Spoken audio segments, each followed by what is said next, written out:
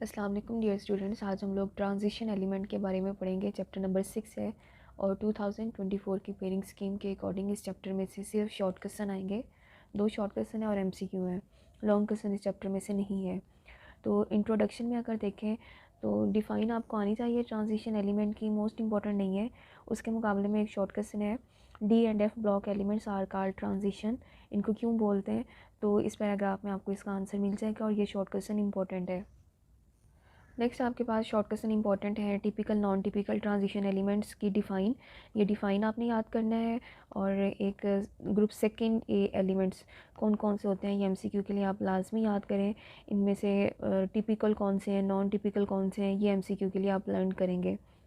Next आपके पास short question है, inner transition and outer transition. ये मोस्ट इंपॉर्टेंट है एमसीक्यू के लिए। एफ ब्लॉक को इनर बोलते हैं और डी वालों को आउटर ट्रांजिशन एलिमेंट्स बोला जाता है। नेक्स्ट आपके पास प्रॉपर्टीज़ हैं ट्रांजिशन एलिमेंट की, एटलीस्ट आपको 3 आनी चाहिए। और ये प्रॉपर्टीज़ ट्रांजिशन एलिमेंट्स की मोस्ट इंपॉर्टेंट नहीं है। आगे आपके पास कुछ बताई हुई हैं properties, general characteristics. Binding energies का अफेक्ट क्या होता है ट्रांजिशन एलिमेंट्स पे। तो बाइंडिंग एनर्जी हो गया, मेल्टिंग एंड बॉइलिंग पॉइंट हो गया। ट्रांजिशन एलिमेंट की मेल्टिंग एंड बॉइलिंग पॉइंट क्यों ज़्यादा है, इन दोनों की रीज़न आपने यही बतानी है, ड्यू टू अनपेयर्ड इलेक्ट्रॉन। ठीक है, ये इतनी इंपॉर्टेंट नहीं है। इसके मुकाबले में आपके पास एक इंपॉर्टेंट शॉर्ट क्वेश्चन है, पैरामैग्नेटिक सब्सटेंसेस और डायमैग्नेटिक सब्सटेंसेस किन को बोला जाता है, उनका डिफरेंस आपने बताना है। और पैरामैग्नेटिक बिहेवियर किस वजह से होता है, अनपेयर्ड इलेक्ट्रॉन की वजह से होता है।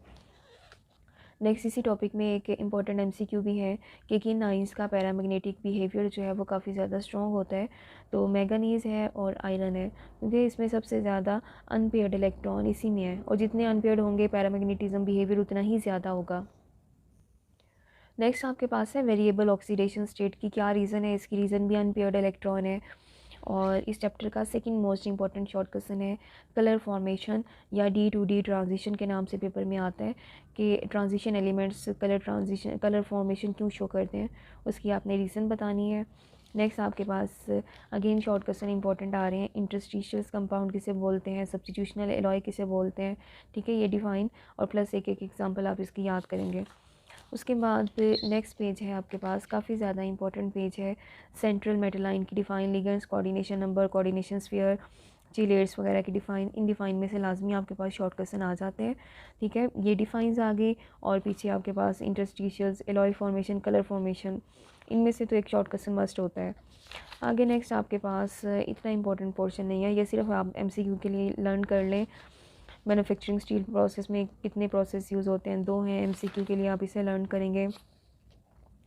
नेक्स्ट आपके पास है जी एसिडिक लाइनिंग और बेसिक लाइनिंग से क्या मुराद है, ये आप शॉर्ट क्वेश्चन याद करेंगे। उसके बाद है क्वेश्चन की डिफ़ाइन आपके पास इंपॉर्टेंट है। नेक्स्ट आपके पास है, यहाँ से 2 शॉर्ट क्वेश्चन है, टिन कोटिंग किसे बोलते हैं और गैल्वेनाइजिंग या जिंक कोटिंग किसे बोला जाता है, ये एक्सरसाइज के भी शॉर्ट क्वेश्चन है।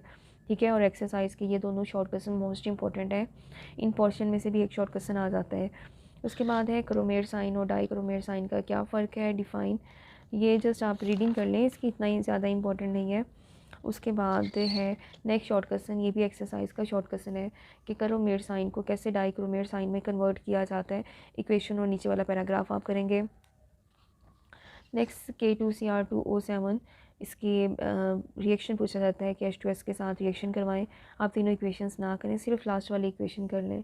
क्रोमाइल क्लोराइडस, ये शॉर्ट क्वेश्चन इंपॉर्टेंट है, ख़ासतौर पे यूज़ आगे KMnO4 के भी आएंगे, किसी के भी यूज़ आ सकते हैं। उसके बाद नेक्स्ट आपके पास शॉर्ट क्वेश्चन है ये लास्ट वाले, H2S के साथ रिएक्शन, FeSO4 के साथ रिएक्शन, ऑक्जेलिक एसिड के साथ रिएक्शन, ये 2 रिएक्शंस प्रैक्टिकल्स में यूज़ होंगे। आगे आपने इसके यूजेस करने हैं, इंपॉर्टेंट है यूजेस K2Cr2O7 के भी और इसके भी। नेक्स्ट एक्सरसाइज के एमसीक्यू करेंगे और क्वेश्चन नंबर 8 मस्ट है, या आप लाजमी करें। क्वेश्चन नंबर 8 और क्वेश्चन नंबर 9 मोस्ट इंपॉर्टेंट है। आई होप स्टूडेंट आपको इस चैप्टर की डिटेल अच्छे तरीके से समझ आ गई होगी। Thank you so much, best of luck.